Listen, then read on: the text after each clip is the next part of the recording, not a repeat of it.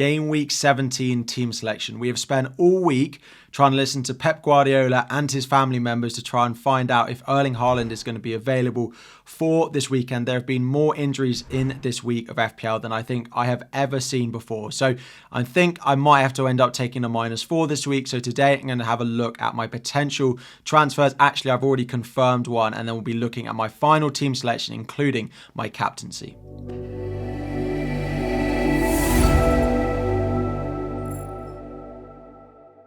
Welcome back everyone, FPL Harry here. Before we dive in, 1,000 likes on the video, subscribe if you are new around here. And before we look at Game Week 17 and my team selection, a quick review of how Game Week 16 went for me. Of course, it was the week that most of us captained Erling Haaland and he did not feature. Luckily for me, my vice captain was on Mo Salah and I also own Son as well. So those two players were the only players in my 15-man squad that actually got a return. But it was enough for a green arrow. Moved from 290k up to about 205k, so a pretty decent green arrow, 7 points above my safety score with a game week rank of 1.4 million. Let me know the toils of your game week 16. Did you captain Haaland? Who was your vice captain? Anyone have that vice captain on Son potentially, or was it on someone like Bukayo Saka as well?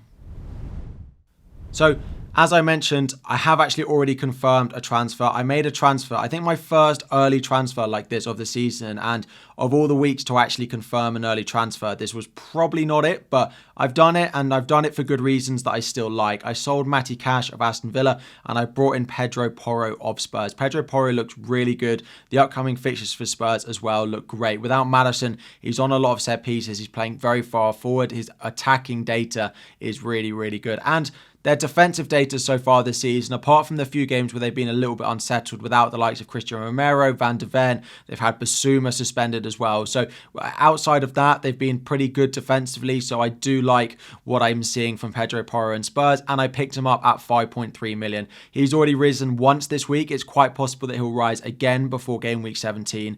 Matty Cash is also predicted to drop in price again, which would leave me 0.1 less than the selling value I had on when I sold him on Sunday evening. So that's a minimum of a 0.2 million swing. I know it's a transfer I want to make going down the line. Matty Cash was also on 4 yellow cards as well, so I might rely on him potentially in the blank where he does have Sheffield United, but there was no guarantee that he was even going to play that game at all. And then we need to talk about Erling Haaland. So of course I've already used my 1 free transfer, so if I do decide to sell Erling Haaland, it will be for a -4. For me, there are 2 real options that I could go and bring in his plays. The first one is the one that so many people are talking about, but I have to say I've spoken about him, I think, in all my transfer targets videos for about the past month.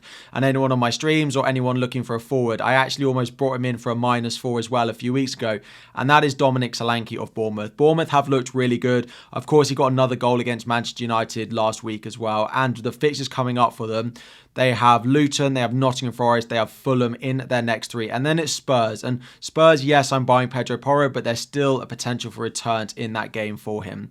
He is likely to rise in price before I go to buy him. I'm not going to make a transfer for Erling Haaland before Friday. Haaland is predicted to drop before Friday. Solanke and all the other options are predicted to rise. But if there's a chance that Erling Haaland is going to be available for Crystal Palace, then it's much, much more worth holding on to him than taking a -4 and maybe gaining 0.1 or 0.2 value along the way. Now, the other option I could do is actually Raul Jimenez. Fulham looks so good. The only thing that puts me off with Jimenez is the Newcastle away fixture this week. Now, Newcastle have been poor over the past couple of games. They have had a long Champions League game on Wednesday evening as well. However, Raul Jimenez and Fulham are ticking, and I think they could still score in that game. The 2 games after that as well, against Burnley in the blank and then Bournemouth as well, are definitely fixtures that I think Jimenez can continue to do well in.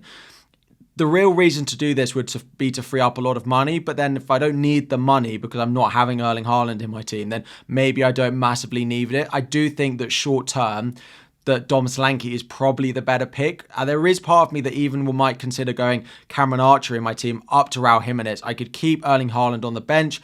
I could then just play Jimenez for the next few weeks until we think Erling Haaland comes back. Then I can bench Jimenez for the next few weeks once Haaland is back at the team and rotate him in and around my starting players. So Haaland to Solanke is definitely a transfer, or I could end up just doing Archer up to Raul Jimenez.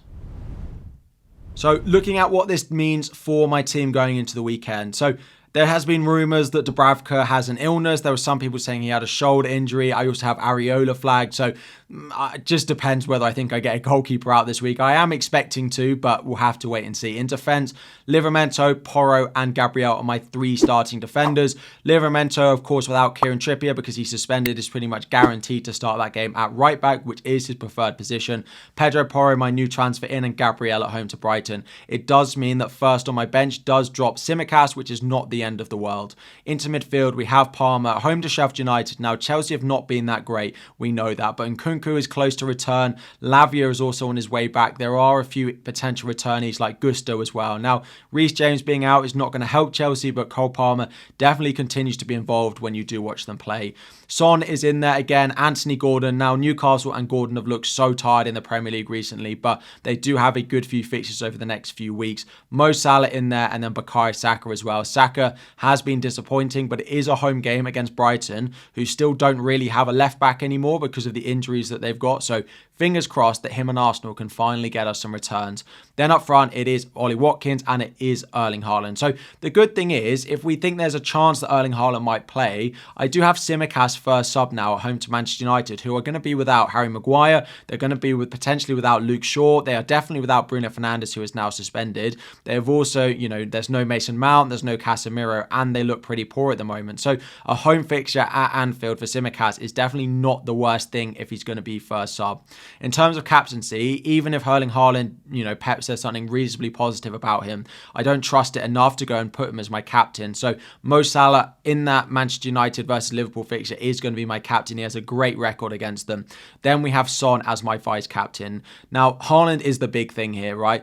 If I'm not going to make that transfer before Friday. If Pep says that he's not going to play, then I will likely sell him for a -4.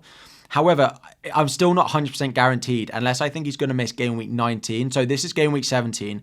Game week 18 is the blank, which I'd already planned not to play him in anyway. If he's going to be back in game week 19, that's only 2 weeks' time I'll need to buy him back.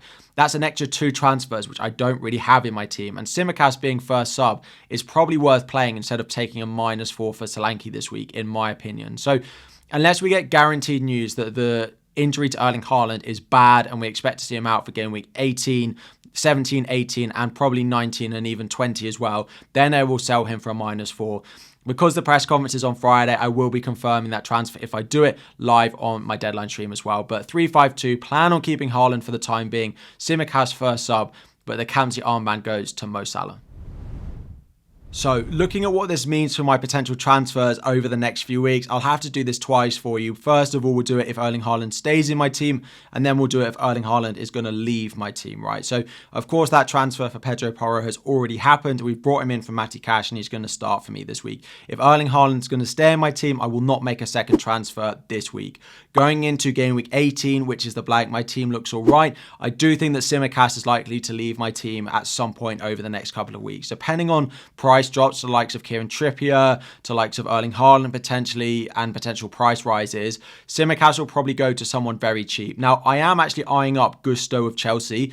He is 4.1 million. He has just returned to training and he is likely to fill in the place of Reece James, and that would free up a reasonable amount of money. Now, the money that doing Tsimikas down to Gusto would free up enough money for me to do Livramento up to Kieran Trippier, and I would finally get myself a team that has Kieran Trippier, it would have Ollie Watkins, it would have Erling Haaland, it would have Bukayo Saka, Mo Salah and Heung-min Son with decent enough players around it as well. So if Erling Haaland is going to stay, and I think I'm going to keep him, these will be my transfers over the next few weeks. If it's not Gusto, there are some other cheap ones like Branthwaite to Everton. I just prefer the Chelsea fixtures. Now, if Erling Haaland, if we reset it, if Erling Haaland is going to be unavailable and I am going to sell him, then Erling Haaland will go and I will go and bring in Dom Solanke. Now, this does free up so much money that going into game week 18, straight away, I can just do Livramento up to Kieran Trippier for one free transfer, and that is absolutely fine. Going into game week 19, again, it's very similar, right? If we think Erling Haaland in game week 19 is going to be back available, I would just downgrade Tsimikas and then bring Erling Haaland back in for Dom Solanke for a -4. It would be another -4 again. That's why I'm not certain that I want to sell him. It just locks me into too many hits. If not, and we think Erling Haaland is not going to be back until game week maybe 19, 20, or 21 even, and we think the injury is a little bit more severe, then I would just do the defensive transfer, sell Simicast down to someone, leave the money in the bank to basically wait until I want to do Solanke all the way up to Erling Haaland again. Now, if it is game week 20, game week 21, that is when the likes of Son and Salah will start to leave for the African Cup of Nations as well. So getting Erling Haaland back, trying to find money for it, will not be an issue at all. So a couple of transfer routes at the moment. I just don't think Erling Haaland is going to be out beyond game week 18 where he has the blank, and then game week 19 I am expecting him to be back, but I'll be waiting for the press conference on Friday to hear exactly about that. But Porro is already in. If Erling Haaland is out, I will take a -4 for him and I will go and buy Dom Solanke. If I think Erling Haaland will return by game week 19, the key pinch point for me, then I will not make a second transfer this week. Thank you all so much for watching. A bit more detail, of course, unfortunately, all relies on that Pep Guardiola press conference, which, to be honest, I don't expect to get loads of info, but fingers crossed we get something between now and the Game Week 17 deadline. I'll, of course, be discussing it all on my deadline stream on Friday evening. Of course, there's a Friday deadline. Do not forget that. Thank you all so much for watching. 1,000 likes on the video. Subscribe if you are new around here, and I'll be back again very soon.